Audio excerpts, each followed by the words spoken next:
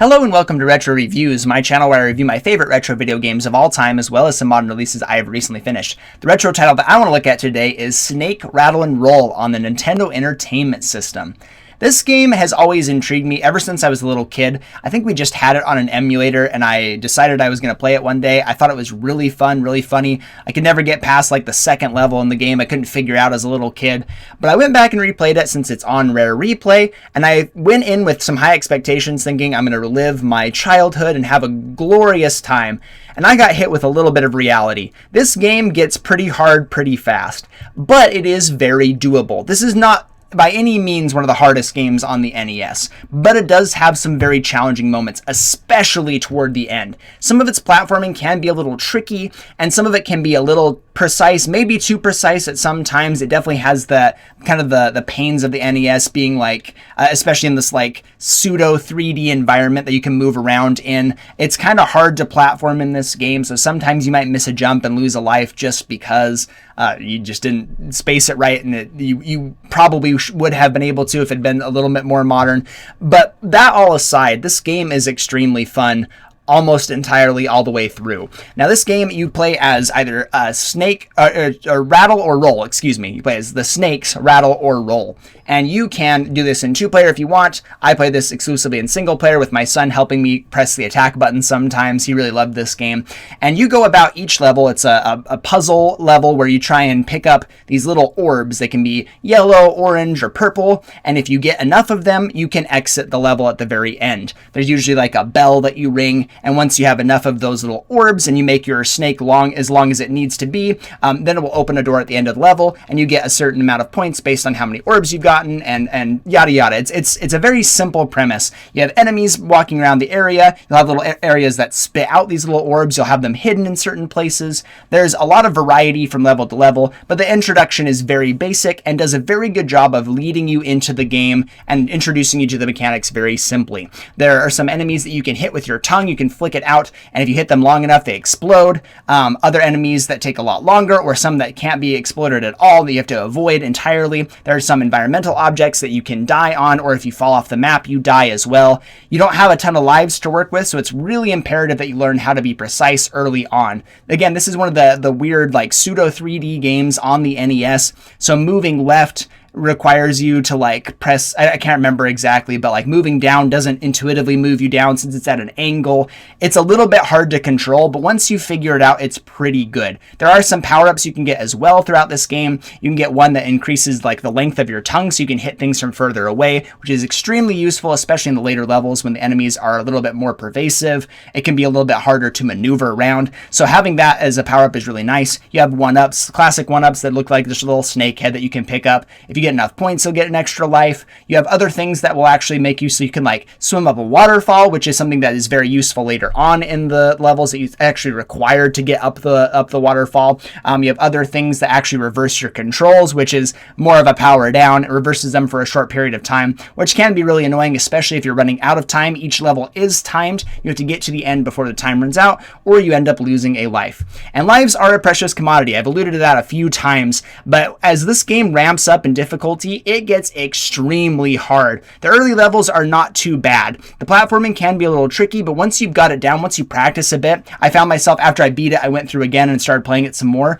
I felt like I had a really good handle on the game at that point. And I went through again and had a breeze about through halfway of the game, and then I ended up having some more challenging parts later on. But once you do a little bit of practicing, if you die several times in the first couple levels and have to restart, you'll get the hang of how the movement works, how to avoid obstacles, how to deal with enemies, and how to get to the end in the appropriate amount of time. You'll also have little timers that you can pick up to extend your timer, which can be really helpful. Some levels it's almost imperative that you do so.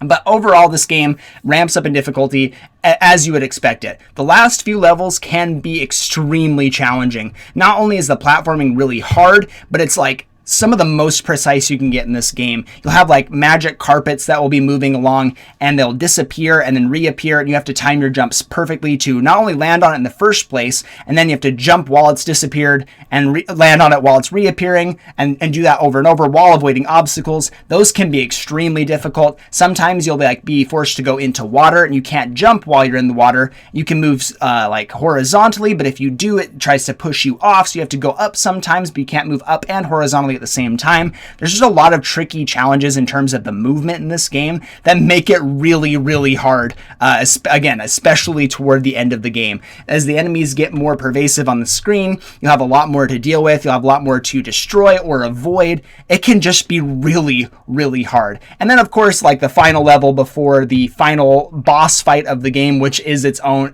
challenge in its own right, you have an ice level, because Rare just loved ice levels back in the day. I don't know what they were on, but they needed to get off of it. This level sucks. It was so freaking hard. This is one of the few, I challenged myself, since I'm doing it on Rare Replay, it has the rewind feature for these older games. I challenged myself to beat most of the game without using that, but this last level was almost impossible. I could not for the life of me figure out some of these jumps.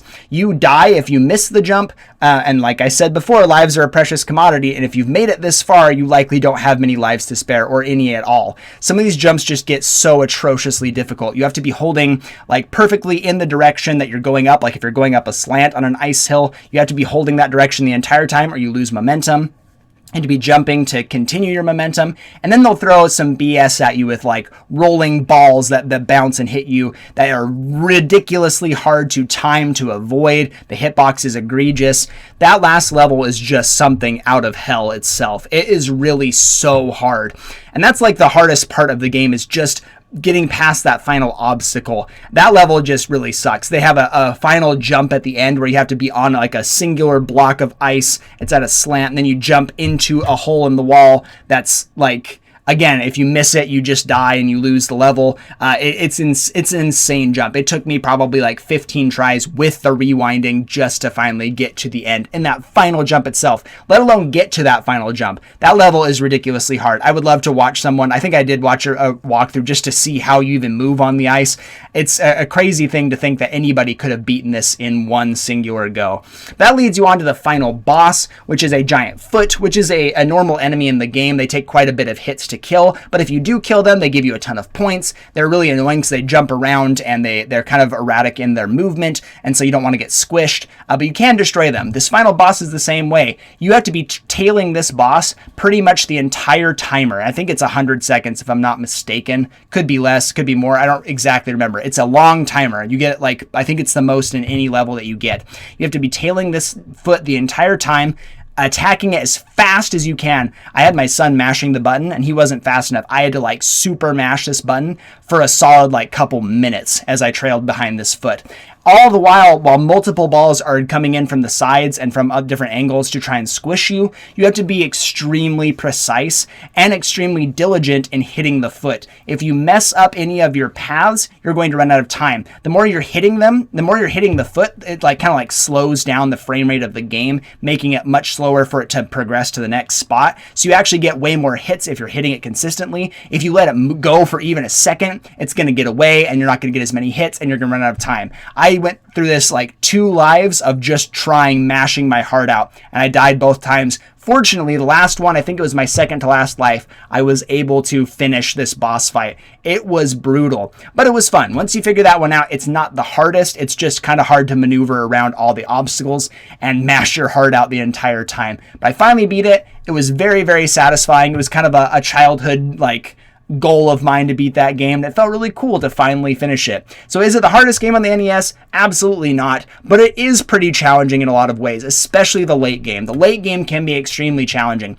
but once you've learned the mechanics of the game and you've practiced quite a bit, the first half of the game can be pretty easy. You can breeze through it pretty well, minus some of the more difficult platforming. But like I said, once you learn the mechanics, it can be extremely fun. So this game I would recommend to a lot of people if you like the classic games. Again, if you have Rare Replay and you haven't played this one's worth your time. This one's worth a check-in at the very least. If you play it for a few hours, I think you can get a lot of enjoyment out of it. I'm going to be giving Snake Rattle N Roll a silver rank. I think some of the more challenging stuff at the end can really ruin someone's enjoyment.